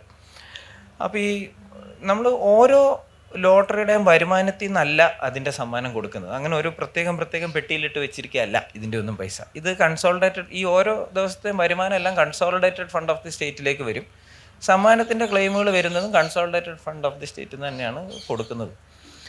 അപ്പോൾ ഈ തരത്തിൽ ഒരു ലോട്ടറി നറുക്കെടുപ്പ് നടന്നു കഴിഞ്ഞാൽ അടുത്ത 90 ദിവസം അതിൻ്റെ സമ്മാനം ക്ലെയിം ചെയ്യാം. അപ്പോൾ ഒരേ സമയം 90 ലോട്ടറികളുടെ ഏതെങ്കിലുമൊക്കെ സമ്മാനങ്ങൾ എല്ലാ ദിവസവും ക്ലെയിം വന്നുകൊണ്ടേയിരിക്കുകയാണ്. അപ്പോൾ നമുക്ക് ഓരോ ലോട്ടറിയുടേതായിട്ടുള്ള വരുമാനം എന്ന് പറഞ്ഞ് നമ്മളങ്ങനെ തരം തിരിച്ച് വെച്ചിട്ടില്ല. നമ്മൾ ആകെ ലോട്ടറിയിൽ നിന്ന് ഇത്ര രൂപ വന്നു, അതിൽ നിന്ന് ഇത്ര രൂപയുടെ സമ്മാനം കൊടുത്തു എന്നുള്ള വിധത്തിലാണ് നമുക്ക് കണക്കുകൾ. അപ്പോൾ അതുകൊണ്ടാണ് പലപ്പോഴും ഈ പെർട്ടിക്കുലർ നറുക്കെടുപ്പിൽ നിന്ന് എത്ര പേര് സമ്മാനം ക്ലെയിം ചെയ്യാതെ ഉണ്ടെന്നൊക്കെ ചോദിച്ചാൽ നമുക്കത് പെട്ടെന്ന് അങ്ങനെ എൻ്റെ ഒരു ക്രോഡീകരിച്ച കണക്ക് നമ്മുടെ കയ്യിൽ ഉണ്ടാവാറില്ല. 1967 പ്രൈവറ്റ് ലോട്ടറി നിർത്തിയിട്ട് ഗവൺമെൻറ് ലോട്ടറി തുടങ്ങുന്നത് കേരള സർക്കാർ.